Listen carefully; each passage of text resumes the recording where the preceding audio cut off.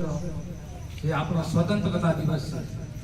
આજનો દિવસ ખૂબ જ અમૂલ્યનો છે. આજના દિવસે ઘણા ક્રાંતિકારી વીરોએ પોતાના પ્રાણ દેશ માટે નિશાવર કર્યા અને મા ભૌમ માટે, મા ભારતી માટે જેને પોતાનું આખું જીવન આપી દીધું, એવા વીર પુરુષોને આપણે આજે યાદ કરી અને એને શ્રદ્ધાંજલિ રૂપે આપણે આપણા શબ્દો પાઠવીશું. કે જ્યારે લાહોરની સેન્ટ્રલ જેલમાં રાતના 12ના ટકોરે જતી ઘડિયાળમાં ટગર ટગર ટગર અવાજ આવે અને અંગ્રેજોની સલ્તનત તરફથી હુકમ થવાનો હતો કે ભારતના 3 પુરુષોને સજાએ મોત. ઈ 3 વ્યક્તિ રાજગુરુ, સુખદેવ અને ભગતસિંહ, અને એનો વકીલ હતો પ્રાણનાથ મહેતા. અને જ્યારે ગોલા અંગ્રેજ તરફથી જ્યારે કાગળ આવ્યો કે રાજગુરુ, સુખદેવ ને ભગતસિંહ ને ફાંસી, ત્યારે થર થર થર કાપવા માંડ્યા પ્રાણનાથ મહેતા કે આ આવત જેવા ભગતસિંહ ને આ કાગળ દેવો તો દેવો કેમ. અને છતાંય હિંમત કરીને લાહોરની સેન્ટ્રલ જેલમાં જાય અને ધીમા ધીમા ધીમા ડગલા માંડે તો જોવે રાજગુરુ, સુખદેવ અને ભગતસિંહ જેલના હાડિયા પકડીને ઉભા કે જાણે આગળ હાવત, જાણે આગળ પાંજરામાંથી બહાર વહી આવે. અને જેવો હાથ લાંબો કરવા જાય ત્યાં એક મોઢાની રેખા બદલા વગર ભગતસિંહ કહે કે વકીલ સાહેબ, આ ખતમાં હું લખ્યું છે એ તો મને ખબર છે, પણ આજે હું એક પત્ર લખાવું એ તમે મારા ભારતવાસીઓ સુધી પહોંચાડી દેજો. અને ત્યારે પાક પંજાબી ભગતસિંહ કહે કે लिख रहा हूं अंजाम जिसका कल आगाज जाएगा, मेरी रहू का एक एक कतरा एक दिन इनकलाब लाएगा. मैं रहूं या ना रहूं, अरे मेरा वादा है मेरे वतन वालों, मेरे मरने के बाद मेरे वतन का सैलाब आएगा. हिंदुस्तान ने बचाव માટે આજે એક ભગત મરે અને કાલ 1000 ભગત પેદા ન થાય તો મારી ભારતીયનું ધાવણ લાજે. આમ કઈની તેણે નરમંકા ફાંસીના માચડે ચડી ગયા. 1931 માં એને ફાંસી થઈ. 1948 માં આપણો દેશ આઝાદ થયો અને આજે આપણે આ તિરંગાને લહેરાવી છે ભલામણા. એટલે આપણે આજ ગૌરવનો દિન છે કે જેને મા ભૌમ માટે, મા ભારતી માટે, જેને વતન માટે પોતાના પ્રાણ નિશાવર કર્યા.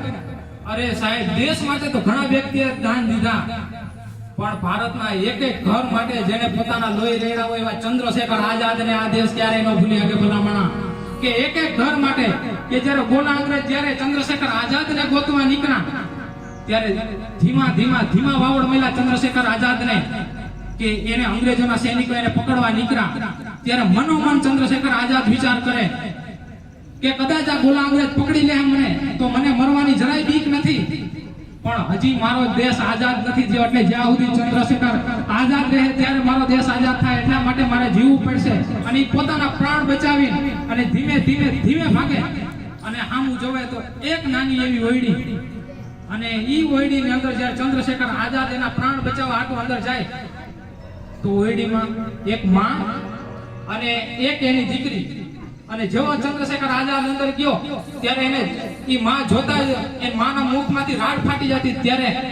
ત્યારે ચંદ્રશેખર આઝાદે કીધું કે નહીં માં, હું દેશને આઝાદ કરવા નીકળો છું અને ગોલા અંગ્રેજ મારી પાછળ છે અને મારા જીવ બચાવવા હાટું હું આજે અહીંયા તમારા આશરે આવ્યો છું. ત્યારે થર થર થર આવડે માં રોવા માંડી અને મનોમન વિચાર કરવા લાગી. ત્યારે ચંદ્રશેખર આઝાદે કીધું કે માં, ગોલા અંગ્રેજ મારી પાછળ પડ્યા છે, ઈ મને મારવા હાટુ આવ્યા છે, તમે શું કામે રહો છો?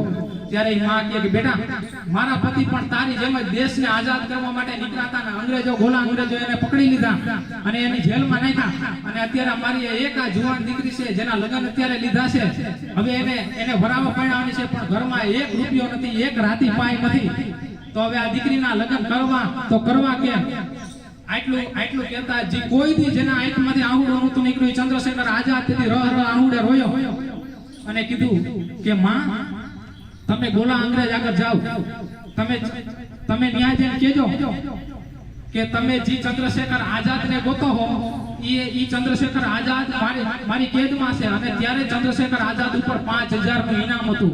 એટલે તમે ગોલા અંગ્રેજને કહેજો કે તમે જે ચંદ્રશેખર આઝાદને ગોતો છો ઈ ચંદ્રશેખર આઝાદને મેં મારી ઝૂંપડીમાં પૂર્યો છે અને એને તમે પકડી મને મારા 5000 રૂપિયા આપો. સાહેબ, આ જેની કુમારી હતી, આ જેનું બલિદાન હતું, એવા ભારતના અનેક વીર પુરુષો. અને એમાંય આપણા ગુજરાતને તો સાહેબ ગૌરવ લેવું જોઈએ કે એવા મહાન પુરુષોની પ્રતિમા આપણા ગુજરાતમાં નર્મદામાં બને. ઈ પ્રતિમા એમને તો કઈ બને જ નહીં સાહેબ.